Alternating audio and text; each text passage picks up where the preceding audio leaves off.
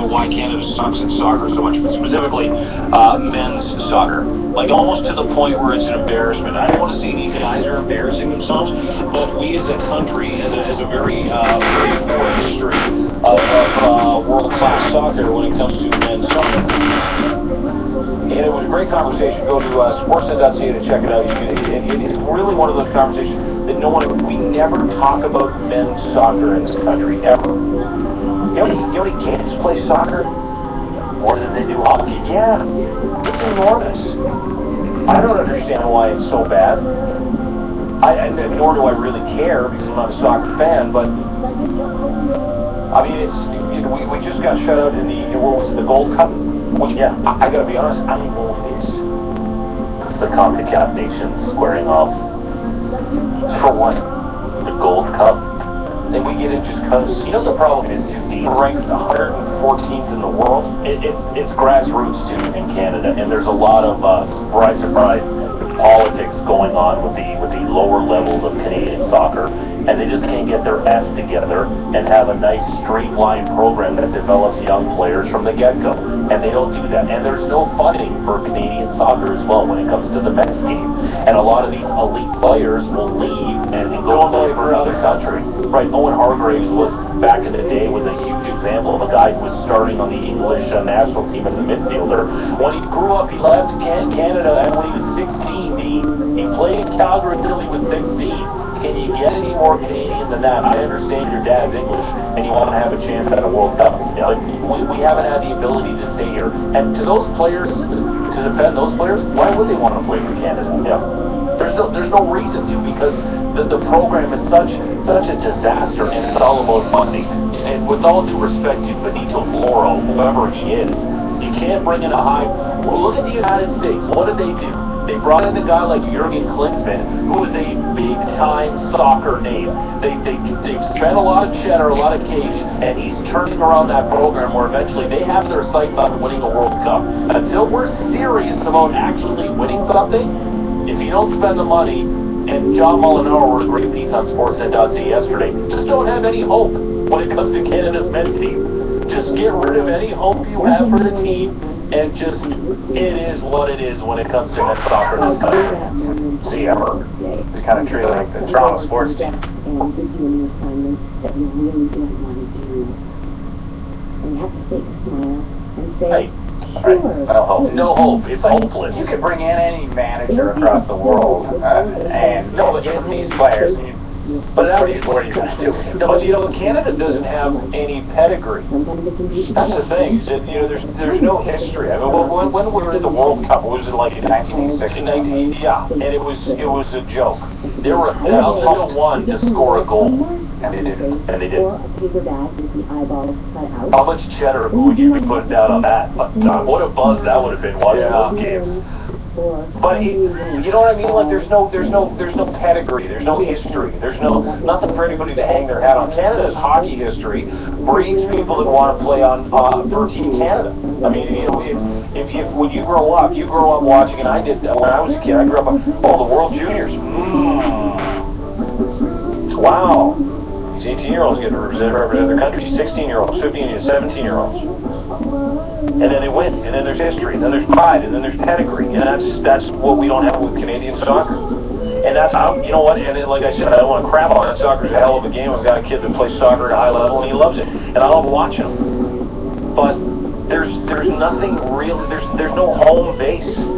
Like, who's in charge of Soccer Canada? Who coaches the men's team? I don't know. I know this Herdman guy coaches the female team, and there's Bill Floral, and is that man? Who is he? I don't even know where he's from. Right. And that's the problem, too.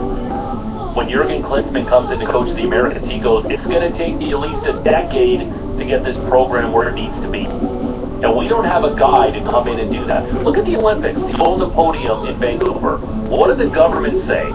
We got to put a ton of money into this so we can do extremely well at home in the Olympics. Yeah. And Canada did because you put up some cheddar. It's all about putting the money. If they want to invest in the program, eventually the fruits of that labor will show itself internationally. But it just takes time. And until then, this program is just going to be a joke that it is. And should they put money into it? And should they? There's another thing. Right, should they? Right. Johnny over here shaking his head yes because he likes soccer. Other people couldn't care less. There's more important things than us being a great soccer nation, I suppose. But until that happens, this is going to continue. If it's not successful, and we've never been successful at it, why would you put more money into something that's not successful? It's like pouring money into an invention no one wants. Right. You don't go, oh, well, no one bought any of these. Let's make some more and give me some more money for R&D. No, because no one bought them. In every inception of everything you've ever invented, no one bought anything. And that's the idea. But I know it takes time, but how long since 1986, last time Canada made the World Cup? 1986 was, I'm just doing the math, 29 years ago, right? Ranked 114th.